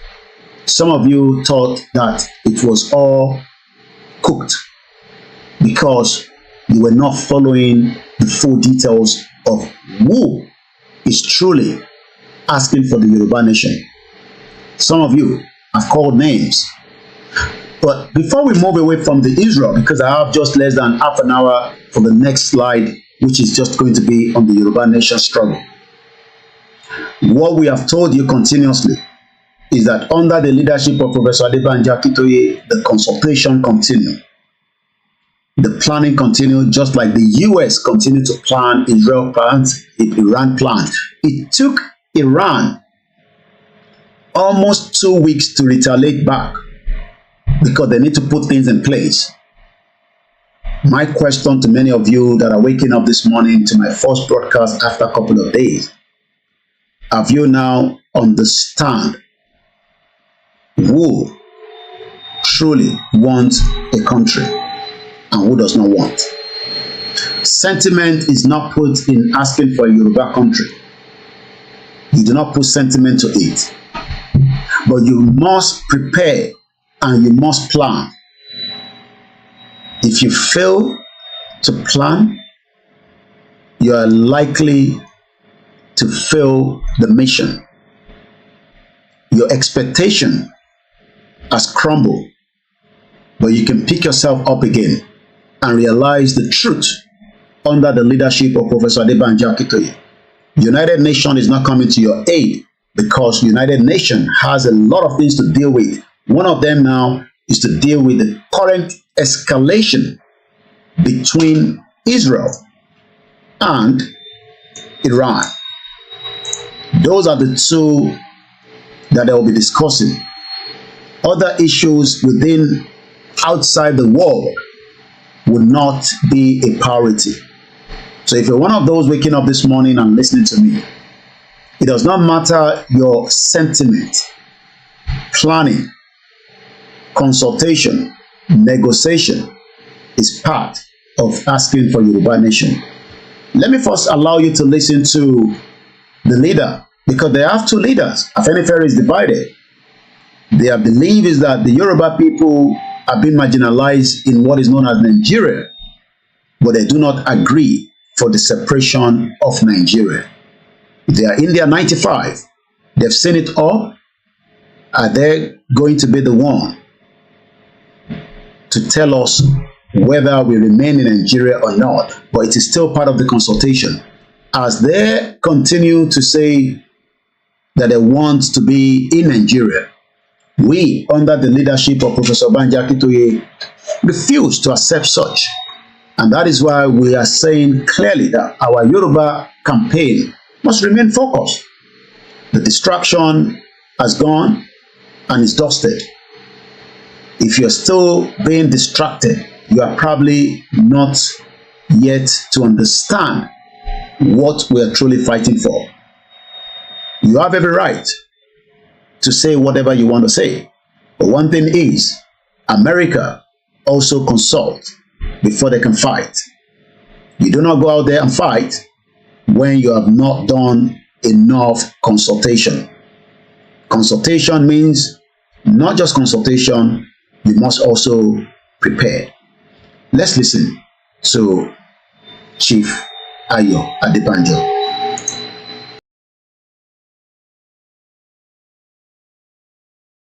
You press people must help us to make things clear. Don't confuse genuine organization with people who want to make a name. The Yorubas have never been connected with separation in Nigeria. If anything, Shifaudo led the Yorubas to keep Nigeria together. And personally, I was in Bonu in 1979, campaigning for the UPN for Nigerian unity. The question of separation never arose in our program. The question of separation people are mixing up, particularly with Igboho and Professor Akintoye, is when they refuse to reconstruct Nigeria. Our own position is not for separation. Our own position is that the constitution we are having now is not our constitution. That is the Awolowo position which we are accompanying. It is the military that has brought it together. It is the military that is imposing on it. All that we are complaining about in this constitution was not made by our founding fathers. They were made by the imposed military constitution. That is why we say it must be changed. Any amendment, anything is just palliative. It will not work. You cannot keep a nation of Nigeria with several nations, several languages, several cultures, several religions under a unity form of government. That is our stand. And that is the condition that we were brought together by colonialists in 1914. And we are carrying on. And we agreed at Lancaster House in 1954 to stay together under certain conditions which we agreed to. And we are carrying on until 1966 when the military came over. So don't confuse us with those who want to make a name. We are not interested in that at all. What we are saying is change the constitution now to a constitution agreed to by all the stakeholders in the country. The Yoruba, the Igbos, all the ethnic nationalities. We must agree to live together and how to live together. We cannot agree on the constitution imposed by a section of the country. You must make that distinction. Don't confuse us with those who want to make a name or shouting Yoruba nation for relevance. We are not there. What we are there is the constitution under which we are brought together must be in operation. And that constitution recognizes regional autonomy by all the sections of the country. All we are saying is, if the military is going back to the barracks, get it clear. Let them go back to the barracks with their constitution imposed on us and return us back to where they met us. If they are not going to do that, let us sit down and make a new constitution agreed to by all the stakeholders in the country. I think I'm clear. Why should we say we should come together and agree on the constitution? Why should that be a problem if there is no private agenda? Don't confuse us and say, hey, if you don't agree to a unity form of government, you want to separate. And they talk about the question of Nigerian unity is not negotiable. That is utter nonsense. There's nothing more negotiable than the unity of Nigeria. We must agree to live together. You can't impose unity on a diverse nation like Nigeria. You must make that distinction. Chief Adebanjo. Make the distinction between intelligent opposition. Well, you've listened clearly to one of the leaders of the Yoruba at home under Afenifere, the Pan Social Cultural Group. But while Baba Adebanjo was in Lagos addressing the Yorubas and the non-Yorubas through that mainstream media at home, there was another activity that was going on somewhere in Abuja where the president that did not agree with Baba Adebanjo because Baba Adebanjo supported Peter Obi during the last election. You can see that Fashion was flew probably with the presidential aircraft, I don't know. But we found him, an elderly man in his 90s as well. I believe he's older than Baba Adebanjo, but still active and well respected. You can see some of our kings all surrounded Baba Adebanjo, Fashion in this image right in front of us with some of these old and the past governors. I think that's Oshoba and Benga Daniel from Ogun State. Those are the two I can recognize in these images. And it's great, yes, there's nothing wrong to have the feelings of a Yoruba man in the presidency, but a Yoruba man that is not representing the interest of the Yoruba to come out of Nigeria, but for the Yoruba to remain in Nigeria and see how we can survive in that contraction. I'm going to allow us to watch the response of President Tinubu to the Afenifere, and I believe whether it is the Afenifere of Baba Adebanjo or the Afenifere of the Chief Fashion Tinubu made it clear to them that I will keep Nigeria together because that is the vision and the mission of the manifesto of the APC. And do not expect me to change that because I'm a Yoruba man. So for those Yoruba people that are excited with that outcome, there's nothing wrong in that. So, you can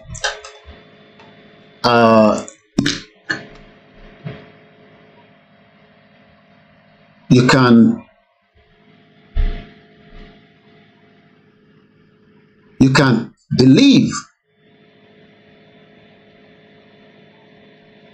You can believe whatever you believe that Tinubu will make those changes happen. But I am not here to defend that. But I just want you to take every word that Tinubu is going to be coming out in the next video that I'm about to bring, courtesy of NTA, where Tinubu had this discussion. Then the photo shoot took place between the fashion of Afenifere or Fashion and I believe Tinubu is also speaking to all the Yorubas that believe that is there for their own vision. Who thinks so? I don't think so. Tinubu is not there for our vision. He's actually there for his own vision. And that vision is to keep Nigeria together as much as possible, because that is his belief.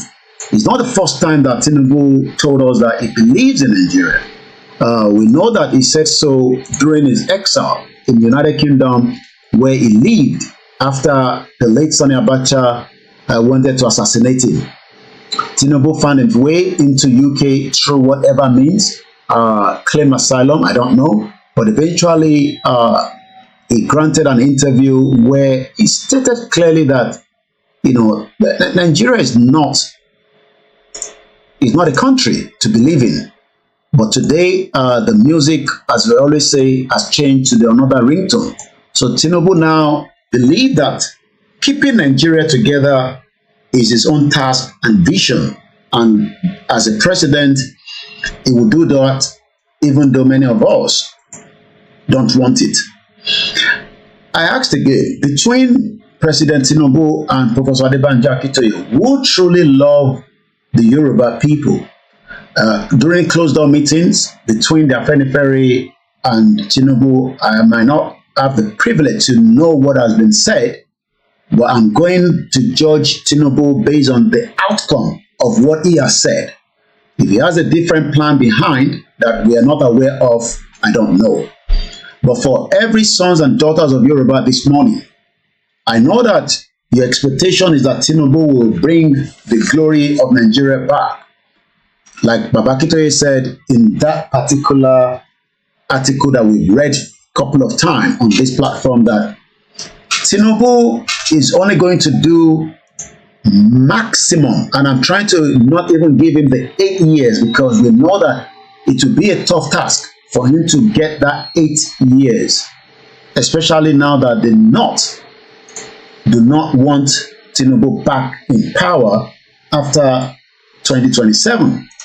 But those Yoruba people believe that Tinubu can still, one way or the other, maneuver around that. How he's going to do that, I don't know, don't ask me. But we know that Tinubu is still the current president. And if you're one of those believing that Tinubu might not be able to change things around, or if you're one of those that believe that Tinubu is going to change things around and is going to give us that, that beautiful country of our dream known as Nigeria, there's nothing wrong to believe in that dream. But remember that your great-grandfather had that same dream, and it was literally, and I use the word literally, shattered right under their eyes until those of our parents died. And you can see that is Tinubu, when we told him through Baba Akintoye that Nigeria needs now the courage to dissolve. But we know that he's not going to listen, because he has actually proved that he won't listen. But this is what he had to say. And let's listen to this. What we face now is challenges of terrorism, security of lives and property, that is very, very necessary for development and good results. And we have been battling that. I can tell you this afternoon that we are achieving success. There's improvement. From hosting flags on the Nigerian properties and sovereignty, we have degraded terrorism to a level that they could not threaten the sovereignty of this country any longer. Well, it is always hard to defeat economic opportunity that might open up in this type of challenges, particularly when the country is equally challenged economically. So, the banditry, kidnapping that they've resorted into will also be defeated. I declined any ransom method, no payment of ransom whatsoever. We are taking the battle to them, and we are getting results more rapidly than ever before. The case of Kuriga and many other kidnapped children is evident in the way we rescue them from Sokoto to Katsina to Kaduna and others now more expeditiously than ever before. We are working hard on intelligent gathering and execution of our programs. Those that might thought they can threaten the sovereignty of this country will have themselves to blame. They have a price to pay. You've heard it clearly now. Those of you, including myself, that wants to disturb the sovereignty of Nigeria would have ourselves to blame. We know that the whole maximum term of Tinubu is about 4 to 8 years. So the excitement of the Yoruba people is what I don't understand, because number one, Tinubu will not fix Nigeria back to the expectation of what you want. He talked about a few more things. I'm going to play that because we have just about 10 minutes or 14 minutes to the end of this broadcast this morning.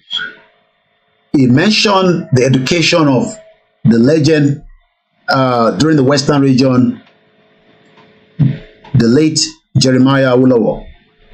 He talked about a few other things as well. But this area, this gray area that he's talking about in terms of the sovereignty of Nigeria can no longer be disturbed by anybody. Many of you will start to probably ask questions that what is the sovereignty of Nigeria and on what ground? We've listened to Babadi Banjo saying that the constitution is to be changed. They've been saying that for some time now, and they probably will say that even after Tinubu have left, and nothing is going to happen. We pray for more age for Baba. But at 95, don't expect them to say more than what they are saying. They got to be very careful at that age. But for those of us that are campaigners and asking for Yoruba nation, my question to you is, like I've said many times, your politicians want to keep the project of Lugard and Flora Shaw on behalf of the British Empire that was created for one purpose and a purpose that needs to be defeated. But how do we defeat it is the question. And that question is still going through a lot of discussion. Let's finish the last part of that broadcast from Tinubu from Aso Rock yesterday. And like I said, in 12 minutes, the program will come to an end.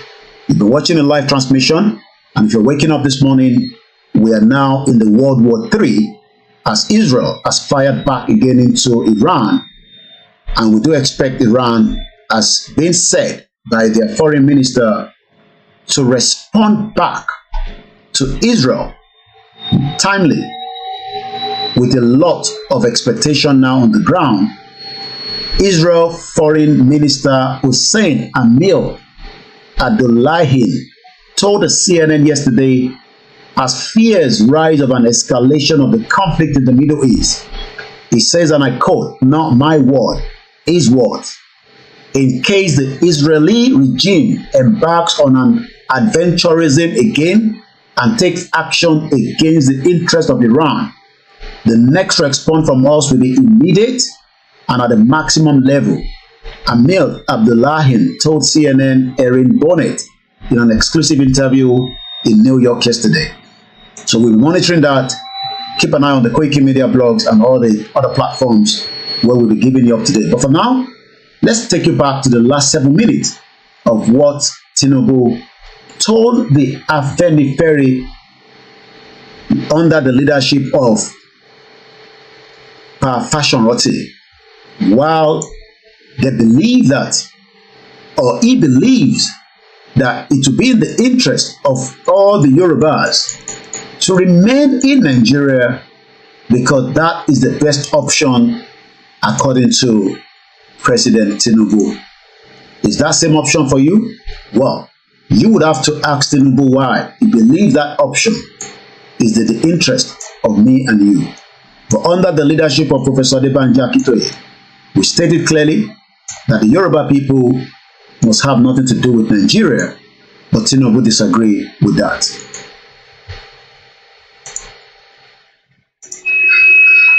And we are not going to relent in that area.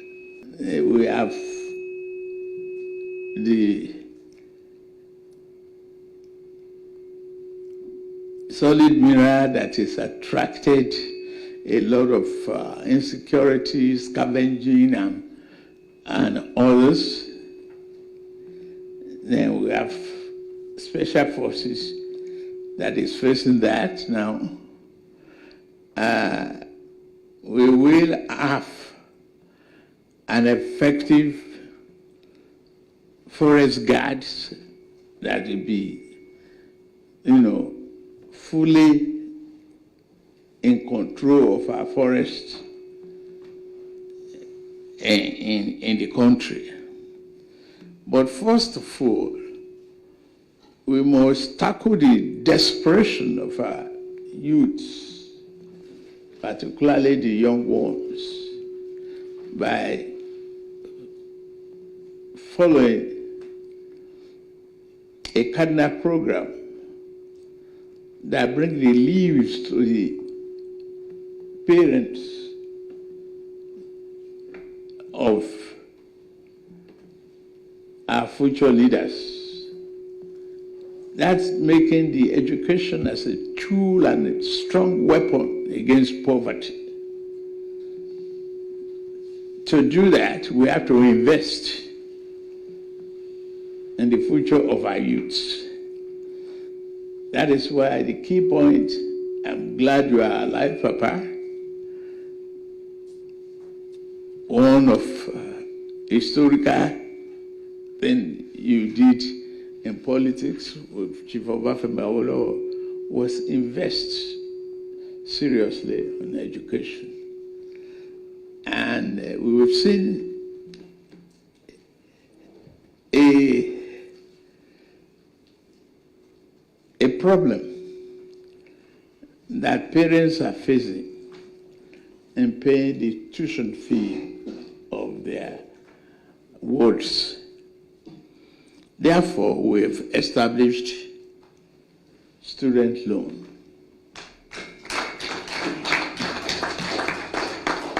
Even though there might be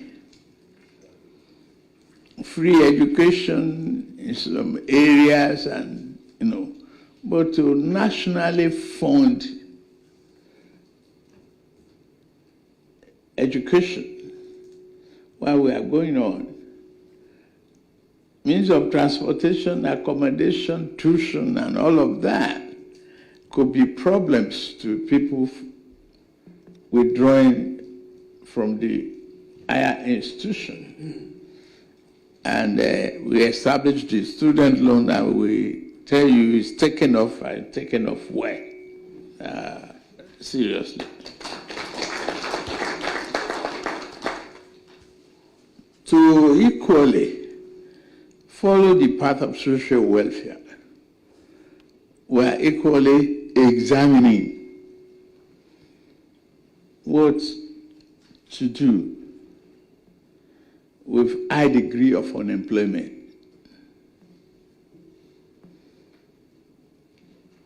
When we cannot use any other method, we must help vulnerable families who have children unemployed.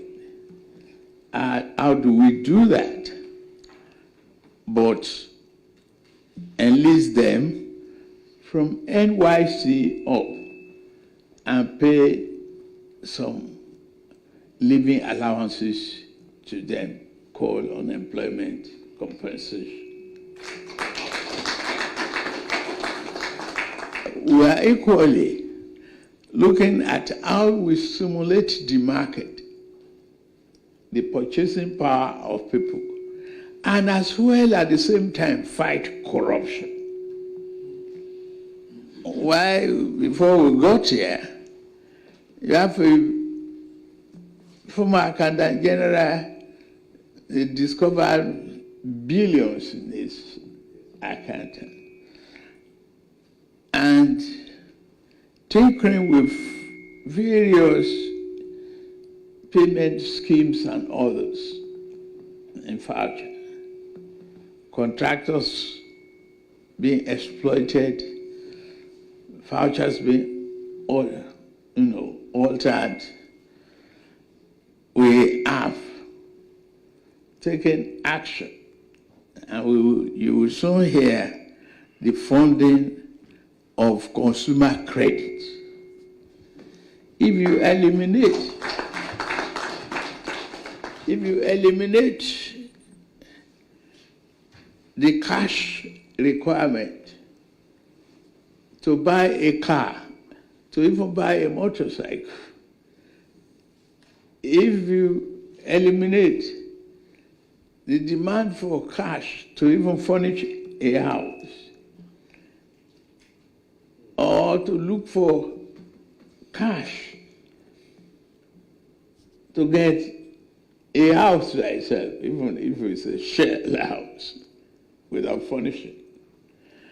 If you use consumer credit to control that,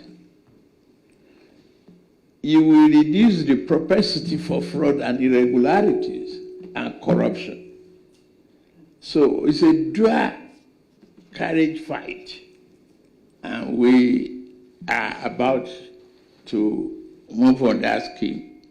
And I promise you, our focus is that.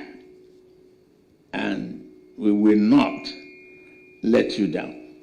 God bless. God bless Nigeria. God bless our unity in diversity. The diversity must bring prosperity for the sake of Nigeria. Thank you very much, sir. Thank you.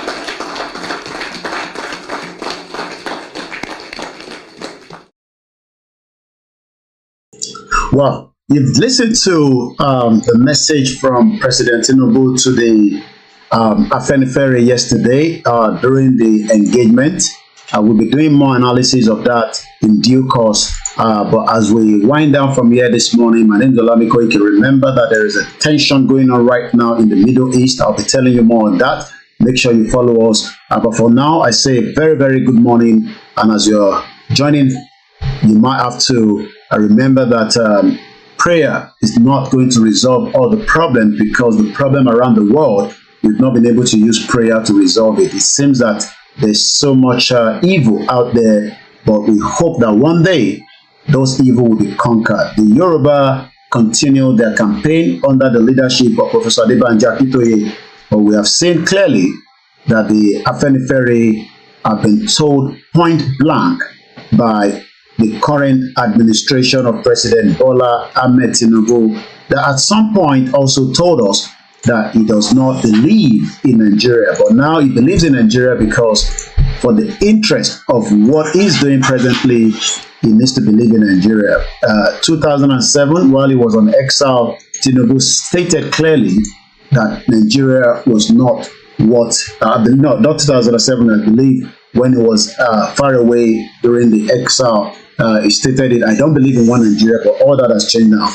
That is how far I can go this morning. Like I said, we keep you up to date of what is happening.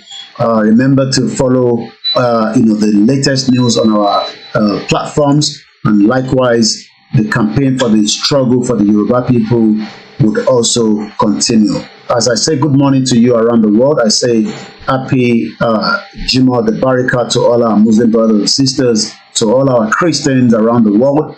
We send our greetings to you, and Aboru Aboye Fungubu Omo Yoruba. I'll be doing the Yoruba translation of everything I've said probably in another program. But for now, to the international audience, please remember that World War III is just right under our belt. It does not matter whatever you think Nigeria will break, but the breaking news first is Israel has struck Iran, according to the US official. We'll be monitoring all these, but I say thank you so much, and I'll leave it on that note this morning. My name is OLAYOMI Koiki, known as KOIKIMEDIA, bringing the world closer to our doorsteps.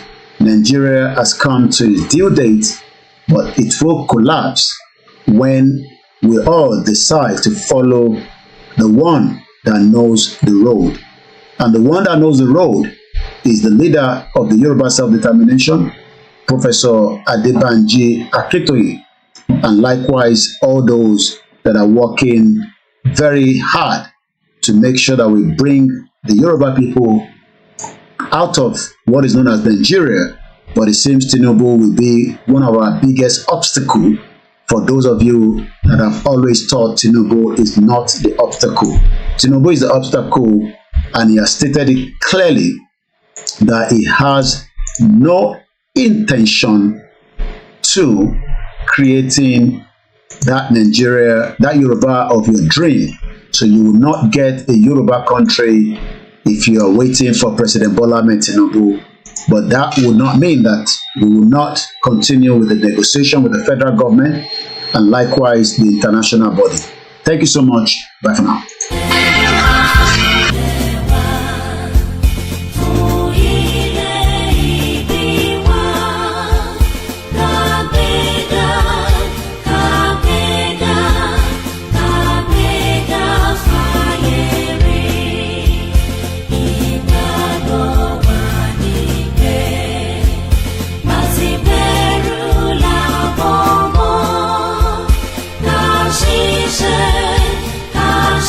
She